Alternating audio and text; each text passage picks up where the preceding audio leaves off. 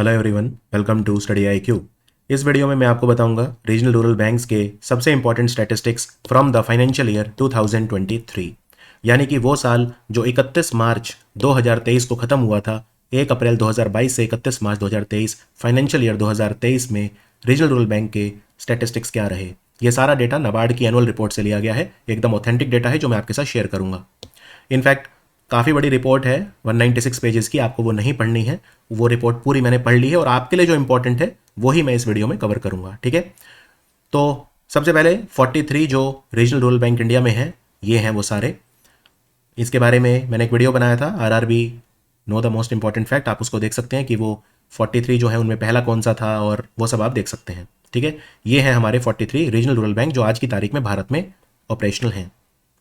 सबसे पहले ये याद रखिए, स्टैटिस्टिक्स की बात करें, आज से 2 साल पहले भारत की सरकार ने एक लैंडमार्क डिसीजन लिया था।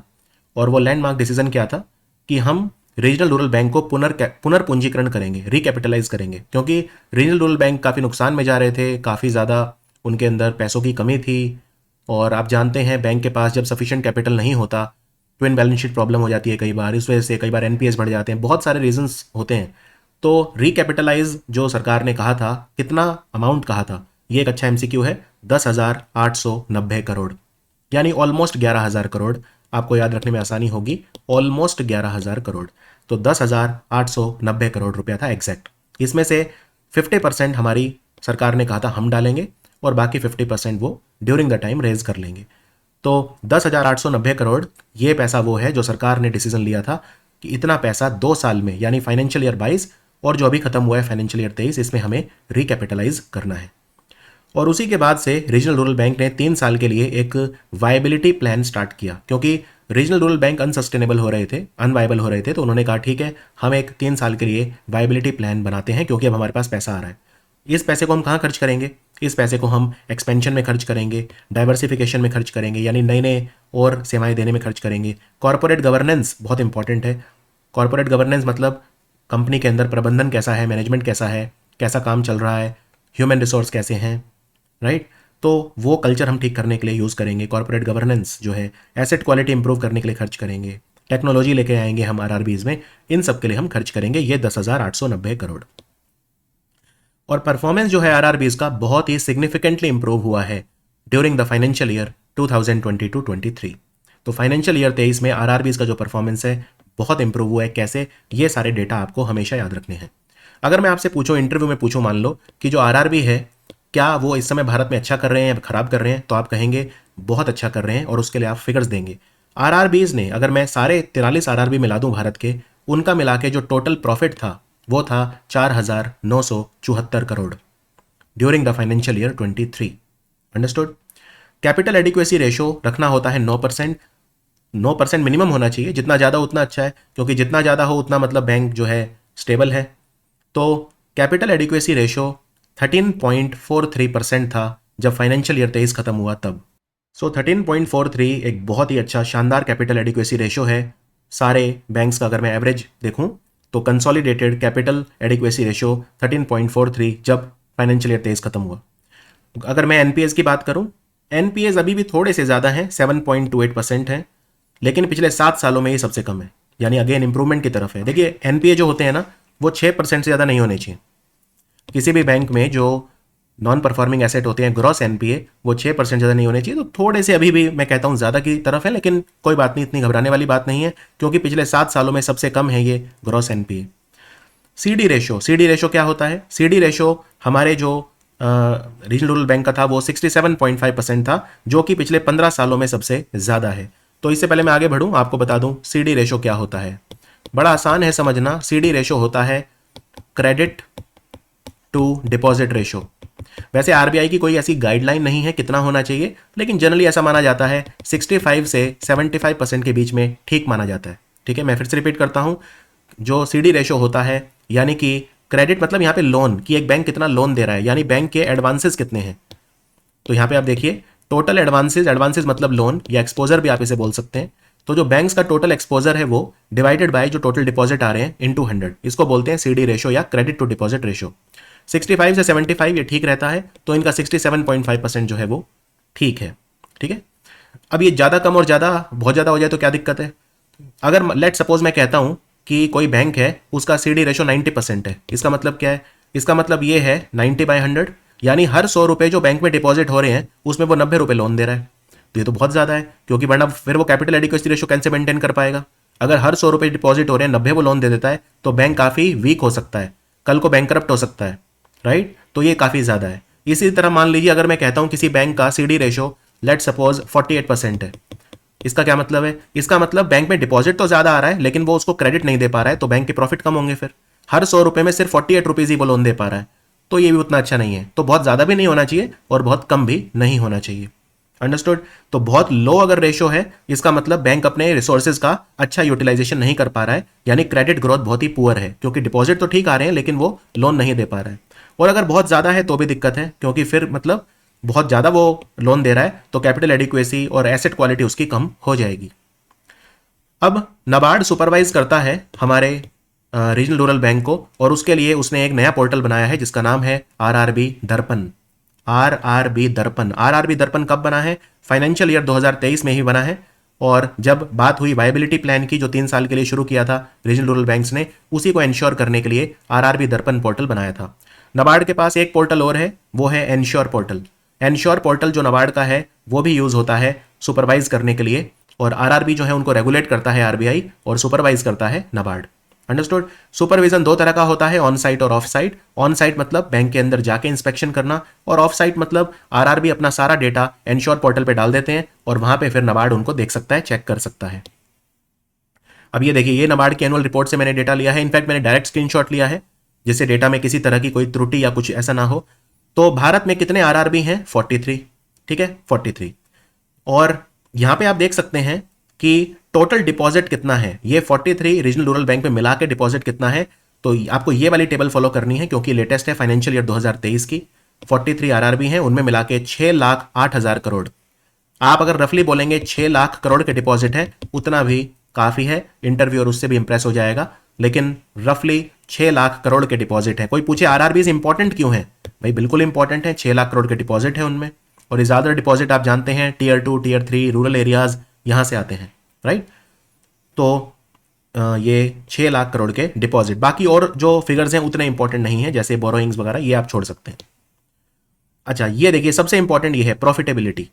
मैंने आपको बताया 43 हमारे पास जो है, आपको अगेन ये वाली टेबल देखनी है राइट साइड वाली, क्योंकि ये फाइनेंशियल ईयर 23 की है। तो हमारे RRB कितने हैं जो प्रॉफिट में है? 43 में से 37 जो RRBs हैं वो प्रॉफिट में है, और जो 6 जो प्रॉफिट में नहीं है वो ये 6 हैं।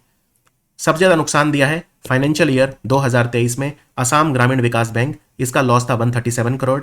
दक्षिण बिहार ग्रामीण बैंक, ये भी 918 करोड़ का लॉस था, तो ये हो गया दक्षिण बिहार सबसे ज्यादा लॉस में। एलाक्वई देहाती बैंक 41, JNK ग्रामीण बैंक 51, मणिपुर रूरल बैंक, इनके नाम याद रखने की जरूरत नहीं है, लेकिन आपको एक ब्रॉड आइडिया होना चाहिए, मोटा मोटी एक आइडिया होना चाहिए कि 43 RRB हैं, उनमें से 37 जो प्रॉफिट में है और 6 ऐसे हैं जो लॉस में हैं। ठीक है, अब उसके बाद कितना प्रॉफिट है, यानी 37 जो बैंक प्रॉफिट में है उनका प्रॉफिट है 6,178 करोड़, और जो 6 नुकसान में है उनका लॉस कितना है मिला के? उनका नुकसान है 1,205 करोड़। तो अगर मुझे नेट प्रॉफिट निकालना है तो क्या करूंगा? 6,178 और जो नुकसान वाले हैं उनका नुकसान माइनस कर दो। अगर मुझे बताना है कि 43 बैंक मिला के सारे के सारे मिला के प्रॉफिट या लॉस में है तो क्या करूंगा? Total profit minus total loss. तो 6,178 में से 1,205 माइनस कर दीजिए, तो आपका वही फिगर आ गया जो मैंने आपको शुरू में बताया था। क्या बताया था? 4,974 करोड़। तो ये 4,974 करोड़ कैसे आया? 6,178 करोड़ जो है वो टोटल फायदा है 37 बैंक का, और 6 बैंकों का नुकसान है 1,205, तो नेट प्रॉफिट हो गया 4,974 करोड़।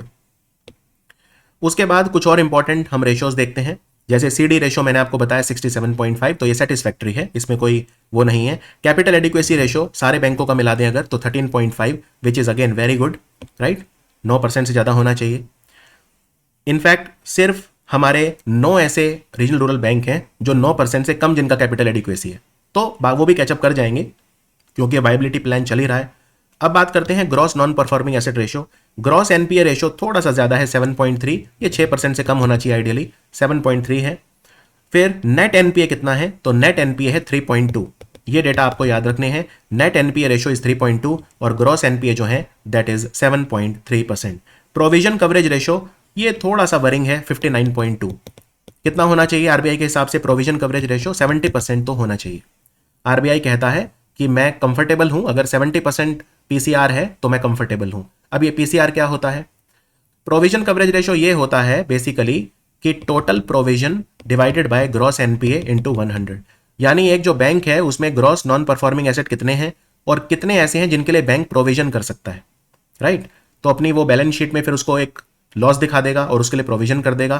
तो ग्रॉस जो हमारे नॉन परफॉर्मिंग एसेट हैं उसको डिनोमिनेटर में रखते हैं और न्यूमिनेटर में रखते हैं हम टोटल प्रोविजन को, और उसको 100 से मल्टीप्लाई करते हैं। तो 70% या उससे ज़्यादा कंफर्टेबल रहता है आरबीआई। वो थोड़ा सा कम है 59.2, बट आई एम श्योर वो भी आने वाले समय में इंप्रूव होगा।